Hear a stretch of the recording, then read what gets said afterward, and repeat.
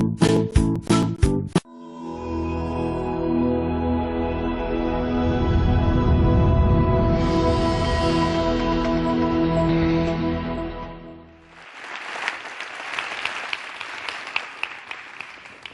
you. This is me. 24 years ago this month. I'm 17 years old, a senior in high school living in Orlando, Florida. And 2 weeks after this picture was taken, my life went on a tremendous and continues to be on a tremendous journey.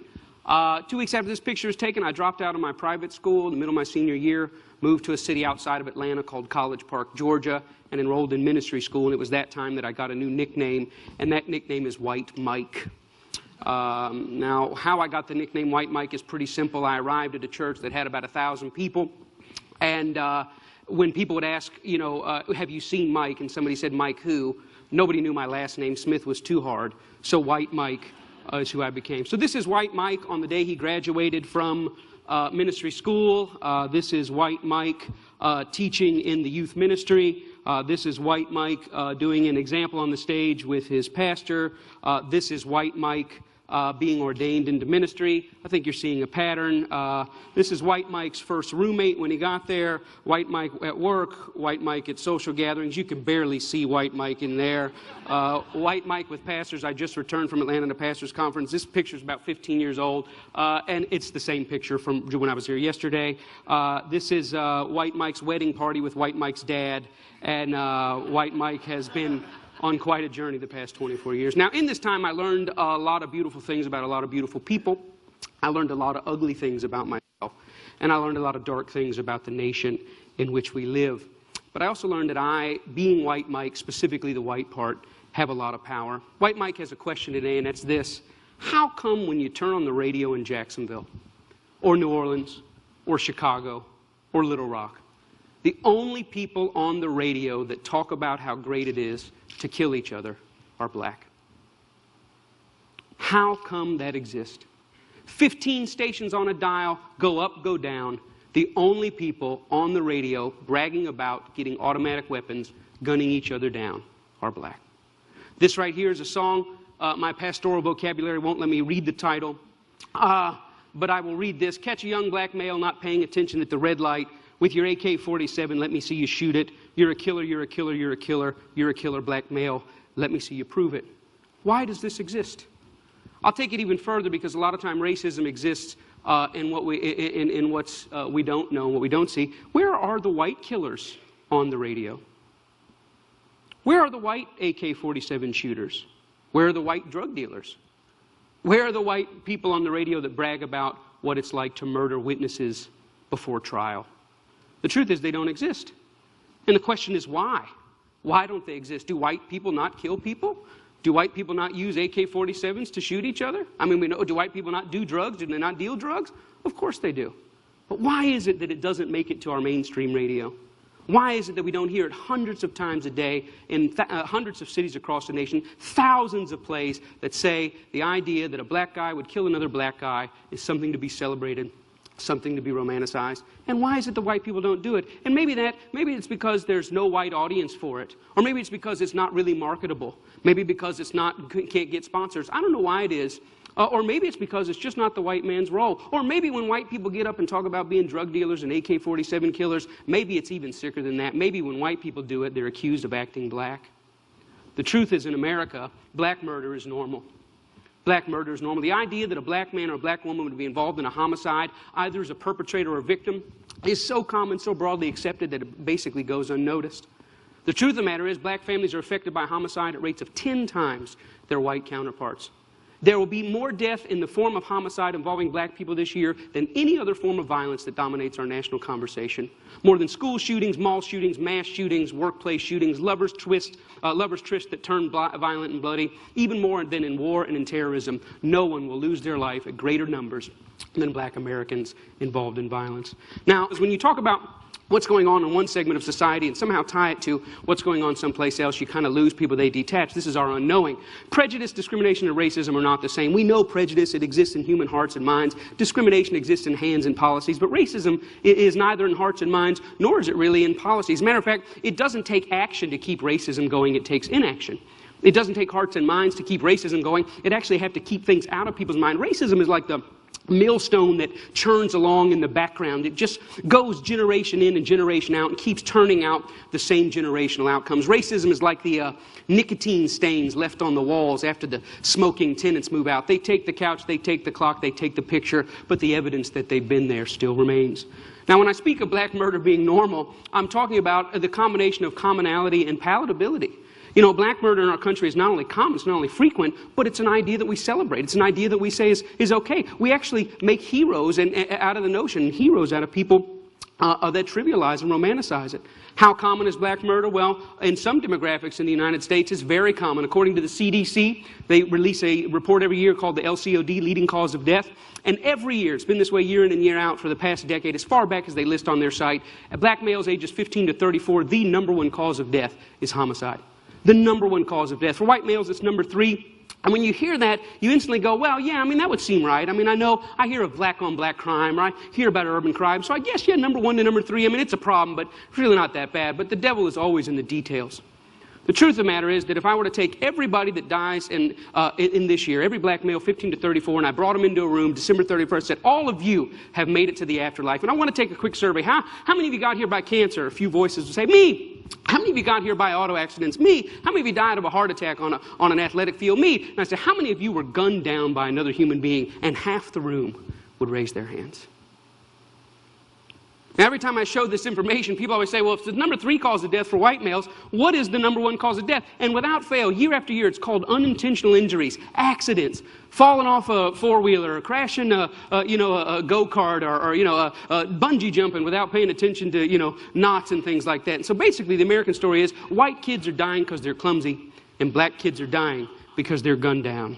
Chicago, just like New Orleans, just like Jacksonville, just like Little Rock, how common is black murder? The past 3 years, there's been about 1,270 victims of homicide, 2012, all the way up to this week in 2014. And of those victims, 64 were white. Now, this transcends the simple diagnosis that we have. Well, it's education, it's poverty, it's family structure. As you study it locally, nationally, as you study it decade after decade, it doesn't follow any of those easy answers. Something much deeper and much darker is at work. How common is black murder? Well, in my entire life, 1973 to 2014, there has never been a year since I've been breathing that blacks have not been overrepresented in homicide. Never been a year that you can go into a morgue and you don't see blacks overrepresented. It's the story of America. It's certainly the story of America in my lifetime. My question is, what will be the first year that we see it a 1-to-1 ratio? I mean, if it's somewhere between 7-to-1 and 10-to-1 now, I mean, when will it be 1-to-1? We would consider it a huge national victory if we ever got it to 5-to-1, to 4-to-1, to 3-to-1. Violent crime has gone down over the past 40 years. People say, isn't that great? No, because prison has gone up over the past 40 years. And no matter the fact that violent crime has gone down or prison has gone up, what's never closed is the gap. There's always that gap, 6-to-1, 7-to-1, 8-to-1. Usually it's the smartest person in the room at this point that yells out from the back, so are you saying you want more white people killed? And then all of a sudden I realize that's why we die in clumsy accidents. All right, here we go.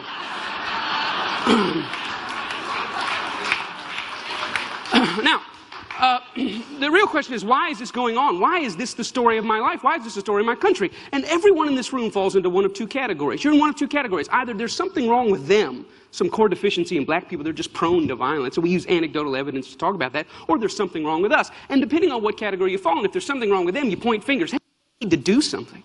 If you say there's something wrong with us, then you roll up your sleeves and you get busy. Well, the truth is there is something wrong with us. And that's years ago we set off a bomb. And that bomb affected our cultural soil. It affected our definitions. It affected our expectations. It affected who we are, how we describe ourselves, and how we describe other people. What we believe down to the core of our being. It's in our air. It's in our cultural water. And it's passed down from generation to generation. Now, again, it would take me a few TED Talks to really get into this. But the bomb is about lies. It's about deep lies. One of the lies is that blackness is somehow associated with criminality, sexual deviance, and violence. That when you come across blackness, that inherent in being black, there's some sort of deviance, violence, and criminality associated. And that's a derivative of a greater lie, which is that somehow black life is inferior to white life. That the value of it is less. That if you were weighed in the scale, the black life just weighs a little less. That if you were to try to cash it in on the street, you'd get a little less money for it. And these are essential to, these are the lies that help build our nation, help build the Western world. And here's what's interesting about this, is these lies are not only lies we've told about black people, but we've told to them. I was in an unsolved homicides meeting here in Jacksonville last year, 1,100 unsolved homicides. I was there with the families. They were having a conversation with our sheriff's department, and on the walls were all the pictures of the victims, and you already know the vast majority of the pictures were of black residents of Jacksonville. There were white families there, certainly, and I'm not trying to say that it doesn't happen among the white community. Of course it does. But I'll never forget a mom interrupted the detective. She said, "Excuse me, I have a question." He said, "Yes, ma'am." She said, "I know you don't know who killed my daughter, but I have a more important question." He said, "What is that?" She said, "When you picked my daughter's body up off the side of the road," she said, "How did you do it?" He said, "What do you mean, how did I do it?" She said, "Well, did you pick her up, and did you set her on the gurney, and did you zip her up in the bag, and did you slide her in the back of the van, and did you shut the doors gently?" She said, "Or did you just pick her up, slam her down, zip her up, and put it in?" She says, "I want to know how you treated my daughter's body when you picked it up off the ground." She said, "Did you treat it like you would treat a white man's daughter?" That's a very interesting question. As though a mother doesn't have enough to deal with, she also has to wonder that when the people working the crime did it, did they work it as somebody's personal, precious life was solved, or is it just another dead black kid on the street? Another mother popped up. She said, "Yeah, I know you don't have the answer to who killed my son." He says, "Ma'am, you know I would call you if I had it. I want to call you." She said, "I know I don't need a phone call." She said, "But I do need to know that you pay attention to it. And I do need to know that my son's death matters." And here's why. Because she sees the files on her desk and on his desk in her mind, and she sees the stacks in her mind of dead black kids, and she sees the stacks of little white kids, and she just wants to make sure that in the common thing that happens all the time, that her son's life is just as precious as everyone else's. Black murder is normal. I mean, when I talk about it, none of you are really shocked. The most you can say is, "Well, I didn't know it was that bad," which brings up the real question about palatability. Are we comfortable with it being like this? Are we comfortable? I'm 41 years old. Are we comfortable with living in a nation where this goes on? Well, if we're not comfortable, if we're not okay, are we appalled and outraged? And when I say we, I mean we. Are we appalled and outraged? That's the question. There are certainly people all over the country doing something about it, but when I discovered that them doing something about it is totally different than we doing something about it. Now, a lot of things that you have to understand is this about racism. And when I talk about prejudice, discrimination, and racism, the answer lies right here. It wouldn't seem like the answer is here, but if you want to know how comfortable we are with black murder, you just got to look at the marketplace. When you see this photo 1 week after Dr. King won the Montgomery bus court case, and they decided to eliminate the racist policies or the discriminatory policies. This is his picture. It was a great victory. And you know about the prejudice, you know about the discrimination, but right here on the front of the bus is the racism. Because racism exists in the unchecked and the unchallenged normal. My question is, 60 years later, what in the world is a Pepsi ad doing on the front of a bus company that makes black people sit in the back? What in the world is it doing there? I mean, did the Pepsi CEO look back on that today and go, yeah, that was a fail. Shouldn't have done that. Are they ashamed? Are they ashamed that they would? Well, let me ask you this. Could they do it today? If I started a bus company in Jacksonville and say, "I got this great thing, beautiful buses, I want Pepsi's name on it." They said, "Let's do the deal." I said, "But the deal is gays, blacks, and Jews sit at the back." They couldn't put their name on that. Why? Because as American attitudes change, as American definitions change, as American norms change, guess who else has to change? The marketplace. There's certain things they could get away with when that type of thing was normal that they can't get away with now. The same thing not only goes with policy, it goes with entertainment. My favorite cartoon, one of them all time, is Tom and Jerry. This is Mammy Two Shoes. Mammy Two Shoes, you never saw her except for a couple of times above the knees. She was always the one yelling at Thomas the cat for what he was doing. She was voiced by Lillian Randolph, a great radio actress. But here's the interesting thing. White entertainers create white entertainment, and they carve out a black role, and the black role that they saw fit was to play this stereotypical black woman. That lasted up until in the early 50s, then huge protests broke out, and they said, "You know what? We don't want to be portrayed like that anymore." And to this day, if you want to watch Tom and Jerry, you go home, you want to watch it on Netflix, you want to watch it on Amazon, this comes up on the screen. It says, "What you're about to watch contains some racial stereotypes. They were wrong then, and they're wrong now. They were commonplace. We don't want to edit her out because that will make it like it never happened. We're going to put her in, but know that we know there's something wrong with this."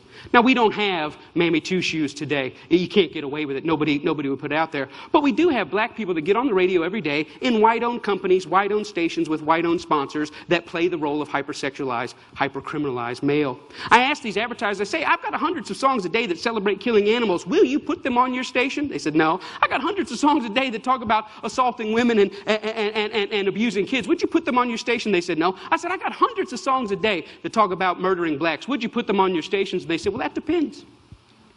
Depends on what? Who it's done by and who it's branded for.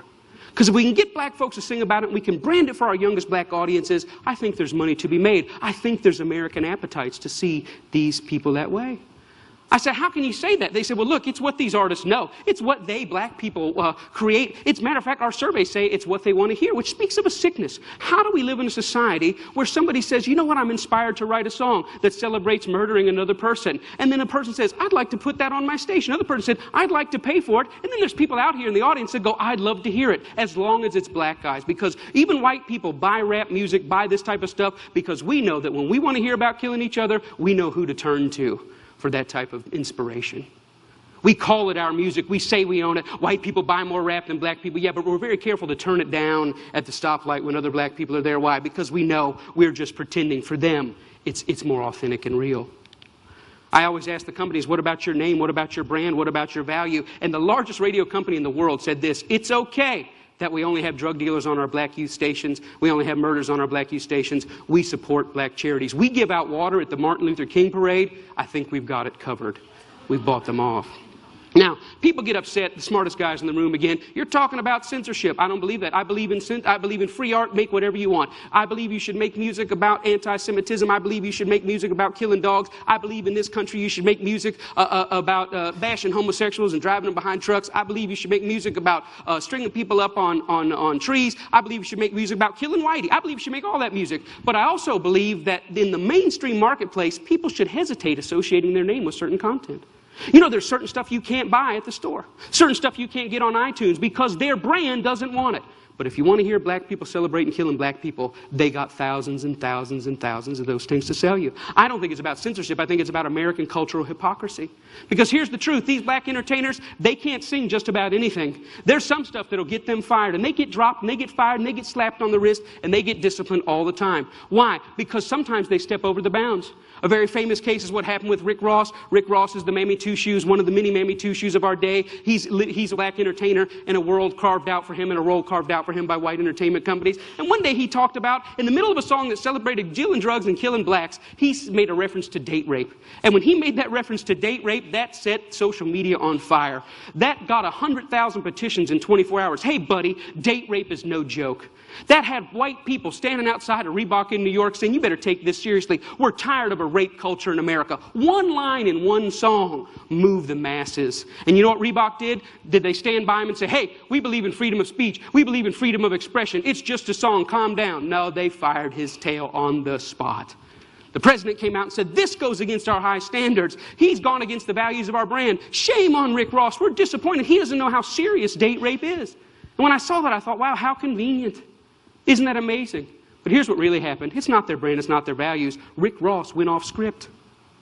He was hired to get black customers, and they think that black customers go with black bait. And in America, black bait is the hyper-criminalized, hyper-sexualized portrayal of black people. And as long as he had sung about that, the stuff that got him hired, he still have a job at Reebok. But when he touched other sensitivities that affect us, he lost his job. See, the truth is, it's not they that need to change. It's we that need to change. We created the lies. We created them for our profit. We own the companies. We own the record labels. We own the advertisers, and we keep putting it out. And it's this that's got to change. I thought about it. You know what? I wonder if White Mike could get anybody's attention on this. So I stood outside of a Walmart, and I said, hey, I don't think killing cops and killing blacks is very cool. And you know what? It only took 7 weeks of Mike standing out there, and they wrote a letter and said, yeah, we don't think it's cool either. We're going to pull our name off of that. The largest retailer in the world had never considered that maybe their commercial shouldn't be right before or after a song about young black men being gunned down. And I realized this, that black murder is normal, but it should not be. And I realized the importance at the coffee table, at every headline, every pastor's gathering, every family gathering to say, you know what, these black lives matter. It's not just another black kid. These are human beings. I'm doing my best in every way, shape, and form. Talks like this everywhere I can go to say, you know what, I was born in a world where black murder was normal. My kids were born into a world where black murder is normal, but I don't want to die in a world where black murder is normal. Am I 5 years or 10 years away? I don't know, but I'm screaming as high as I can. Let's feel this pain, and let's lift our voice to tell the lies. They are not criminals, they are not deviants, and their lives are just as important as ours. Thank you very much.